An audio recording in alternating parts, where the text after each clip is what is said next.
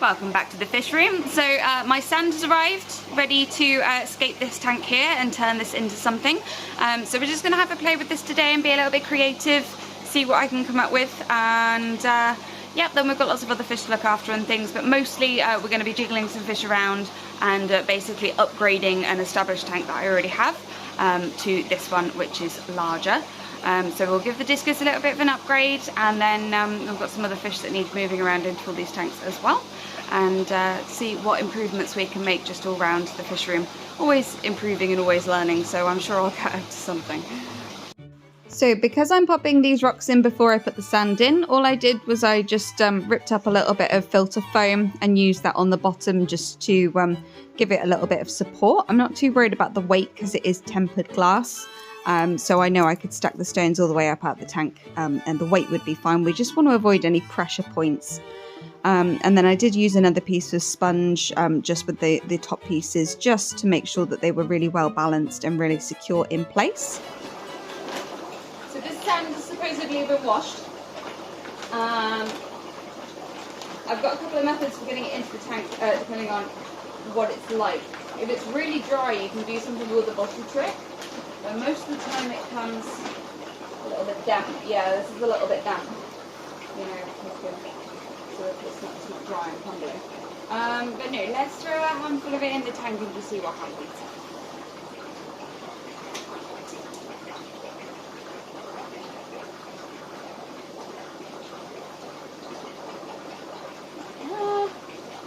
She's pretty clean, to be fair. That's not too bad. So I'm going to put some sand in it, and then we are going to drain some water out and see what height is best for this waterfall. And then I've got to, it's a little bit heavy. We'll see how we go. And then I'm going to see what sort of waterfall thing I can create. Okay, so I've decided it's a little bit mucky for just you guys being able to see what I'm doing once I put the sand in. So what I have here is a big old PVC pipe. It used to have loads of stuff stuck to it. I used to have loads of bark and things stuck to it, so it's just really old. So that's what all of that is.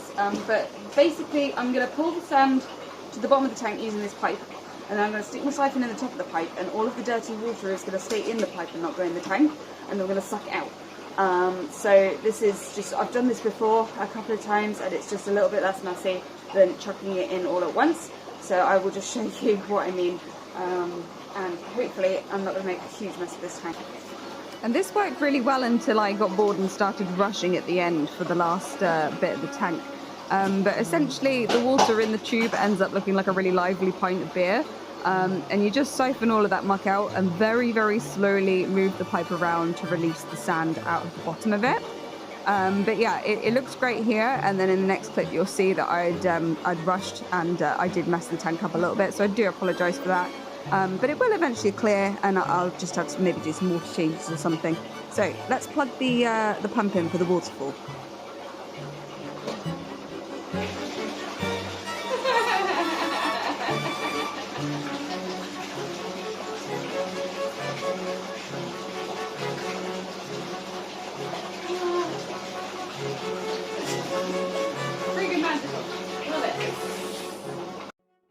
So I think we should just leave it like that.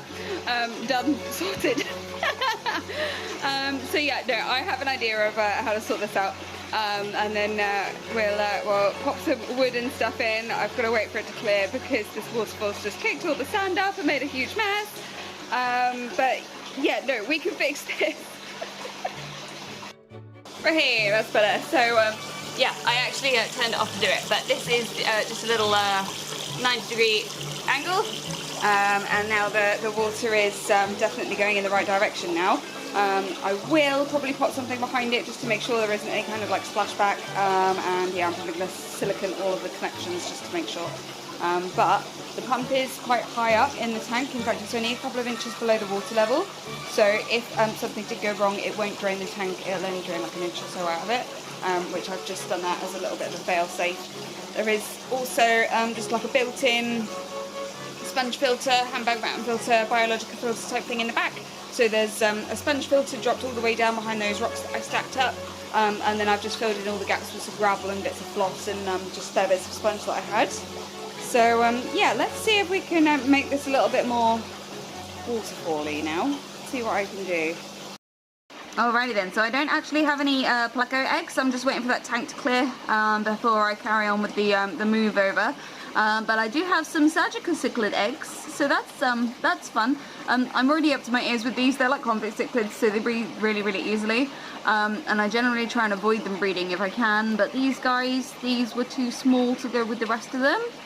And they've obviously matured enough that they wanted to lay eggs inside this pleco cave here. They've obviously turfed the L002s out. So yeah, you can just about make it out. The camera's really refusing to focus. But yeah, you've got surgical cichlid eggs, so that'll be fun. So, just done my water changes. This is the larger of the cube tanks that I set up the other day.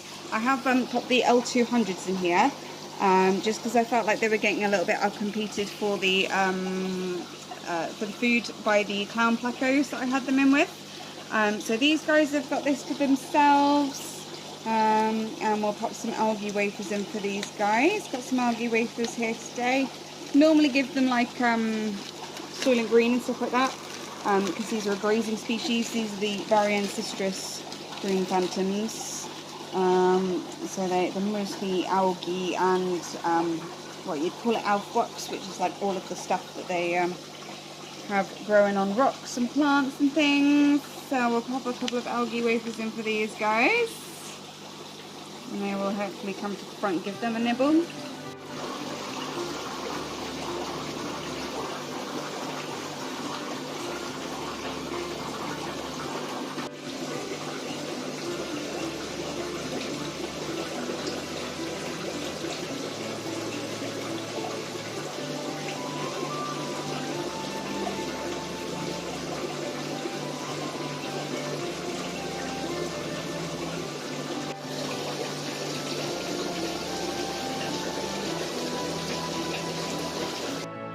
Pop some flakes in for the curries and the bristle noses up in this tank here.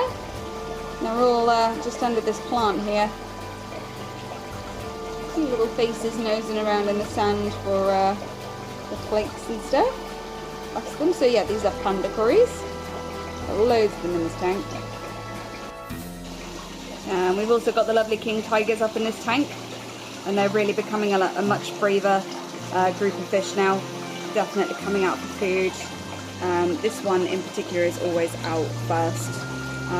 They've got their little personalities. There's one that stays and hide at the back. There's two that hang over in the left hand corner. But no, certainly this one is always first out and about, and it's definitely not a shy fish. Beautiful L66 king tiger pleco, that one.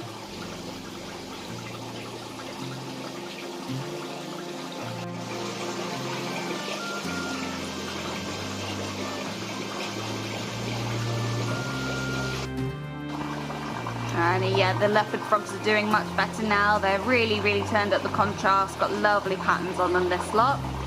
And they're definitely becoming much more active when I put food in. So that's a really good sign.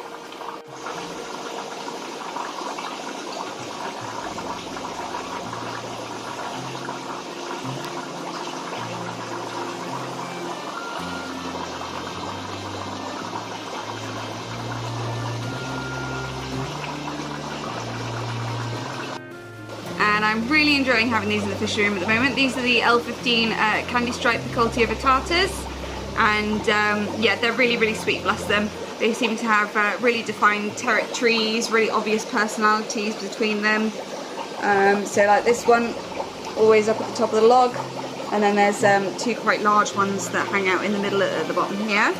But this is quite a dimly lit tank, but they are absolutely phenomenal. They've got gorgeous coloration.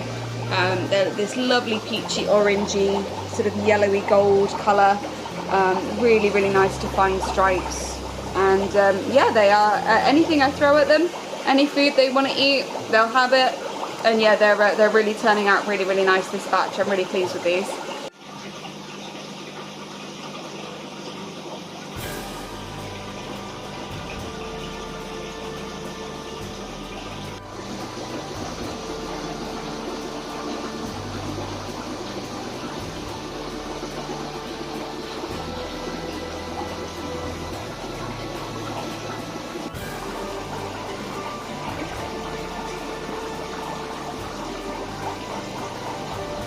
tank has just not cleared up as much as I thought it would.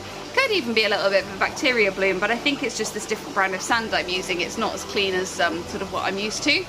But we'll let this just settle overnight, because if I start moving everything over from the other tank right now, you're not going to be able to see anything that I'm doing. And I feel like it'd be a little bit unfair on the fish to plop them in this as well. So we'll let this settle overnight, and then tomorrow we will we'll put some wood in, and we'll start really making it an environment that's going to be nice for the fish to live in. So yeah, stay tuned for another video, and I'll see you in the next one. Bye bye.